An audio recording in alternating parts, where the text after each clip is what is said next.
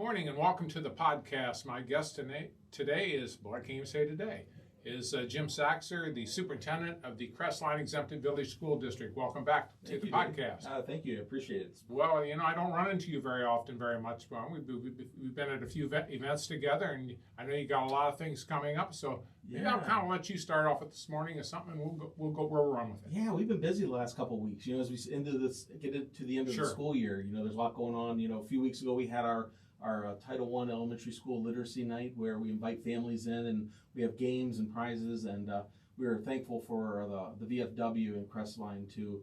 They gave away 30 prizes. They gave away 10 Kindles and 10 gift certificates to McDonald's and 10 gift certificates to Subway.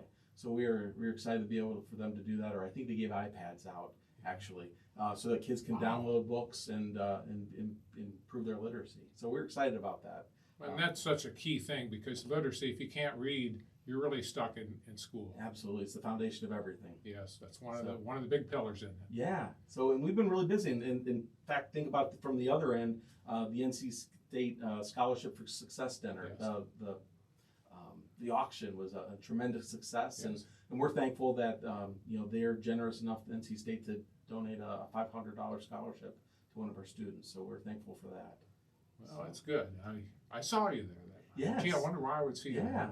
People know who brought me in, you know. So it was great. It was a great dinner, and you gave a great speech, and it was nice. You know, what you've done for your parents and grandparents in their memory. So. Well, it's just always something. I'm always trying to promote education, which obviously this is a good part of what we do on what we're doing here today. Absolutely, and the success stories that the students from NC State talk about. Oh, they were wonderful. It's amazing just to see what that, you know, people just need an opportunity. You know, they have the desire, and sometimes they just don't have the means, and they need support. Yeah, and that's what we're here for.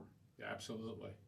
All right, you got a lot of other stuff here in the. Yeah, you know, the Crawford Partnership had their State of the Vision at the Hub. Oh yeah, right. Excited about that. Big city. And then the Pioneer schools had their board and annual administration dinner, and so, you know, we're thankful for Pioneer. I mean, they do a tremendous job of preparing our students for the future, and those students that want to go the route of going to getting those skilled trades. They do a tremendous job, and they're continuing to grow, and they're expanding their program. So we're thankful to be a part of that program as well. Yeah. So. Just everybody's trying to work together to make things better, and that's the whole thing. Oh, absolutely. When you look at what, you know, the Mid-Ohio ESC and what the state support teams do, and what the Crawford Partnership does, you know, everybody working together to benefit the communities and the students. So it's been amazing. All right. We're still in the third. Are we still in the third grading period at this point? Moving on to the fourth. So it's getting pretty close to the end of the year, and we got a lot going on. You know, right now we're getting into spring break, and so then as we move into getting back to school, like right now, our preschool and kindergarten registration is open. So as we're looking to next year, it's amazing that we're beginning to do that. You know, we have our proposed calendar for the next school year is out on our website, looking for comments from community members, and then we'll vote on that at our next board meeting. So you're waiting for some community comment on Yep. So we're getting some input. So looking at our calendar to make sure that everything's where we want it to be, and we want to communicate and be very, you know, transparent with our community to know that, hey, here's when the breaks are going to be, and here's when the days off are going to be, so that they can make plans for themselves as well. Well, that's right. Planning is key on everything. Yes, absolutely. Yeah. If not, you find that out pretty fast. Oh yeah, you know, and looking into April, you know, we have our, you know, that solar eclipse is coming well into the area, and April 8th, and that's going to be a professional day for our staff.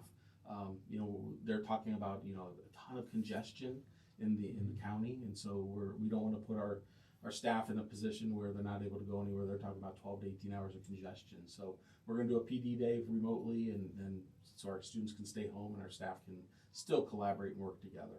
Yeah, got to still get things done. Oh, absolutely.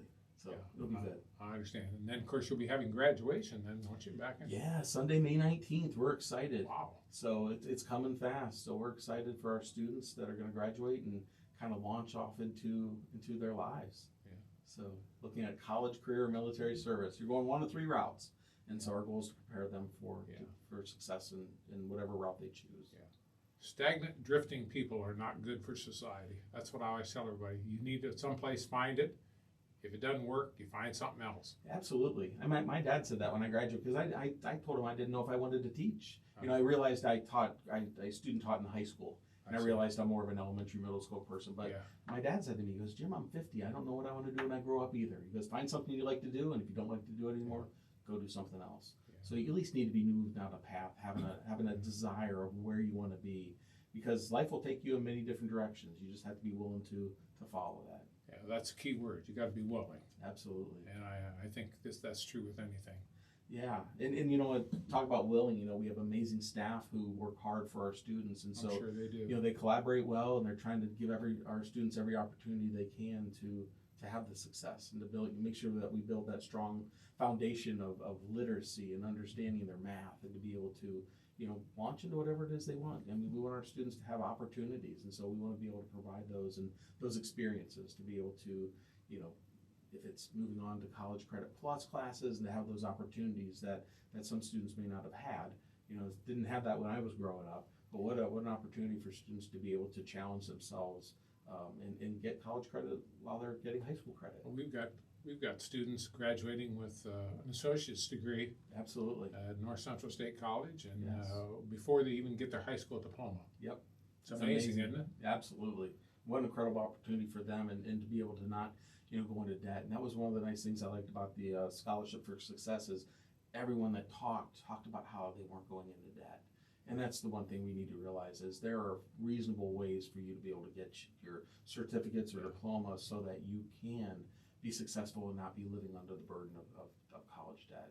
Well, if you really want an education, quite frankly, I think you can pretty well find it. You can find it at an affordable price, and a lot of times you can get scholarships and stuff. Absolutely. Because most people, just like you brought up about myself and giving about scholarships in my family's name, being open the door to that. I don't really like to give to things where people, it's just like an endless hole. I keep giving and giving. Mm-hmm. You have to do something in order to do that. You have to have a certain GPA. Right. Then you have to do your part, and we'll do our part.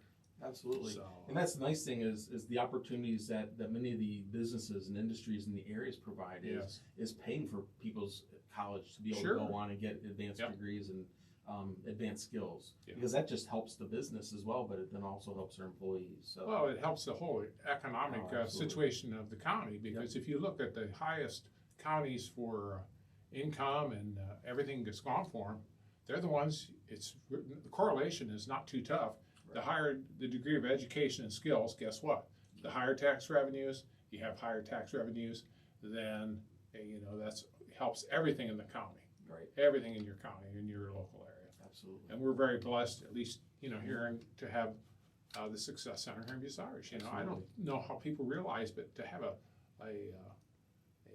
college like that in your town is huge. Absolutely. That's a big plus. Yeah. Because employers come in, they want to get training and whatever. So we're kind of digressing here, but at least it's all kind of interrelated, because it is, isn't it? Right. Yeah. And I mean, it's, you know, we would talk about developing our well-rounded student, you know, and giving our students opportunities. You know, we're getting into the spring sports season, you know, with baseball, softball, and track. So we're excited for our students to have just more opportunities. I think when you become well-rounded, and, you know, they talk about students that are involved in activities are much more successful than students who are not engaged. Yes. And so we want to provide those opportunities for our students to be successful, and to realize that, you know, as you look ahead, you know, it's not always just about you. It's about, you know, how do you give back? And so, you know, we are excited. Last month we installed a Leo Club for our high school, and we're going to look at incorporating that into our middle school as well, to provide students with those leadership opportunities to give back.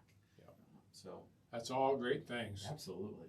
Anything else you want to add this morning? Maybe we got lost in the cracks here. Yeah, no, I'm just excited. I mean, we're moving forward. It's hard to believe that, you know, as we move into, you know, state testing at the end of the school year, there's some stress with that, but you always tell students it's stuff that you've already learned. So they're just going to ask you questions, and so you just don't think about it as no different than any other test. Well, it's just a place to locate how well you are and how you did on that day. That's as good as what a test is, correct? Absolutely. That's pretty much what it is. Yeah.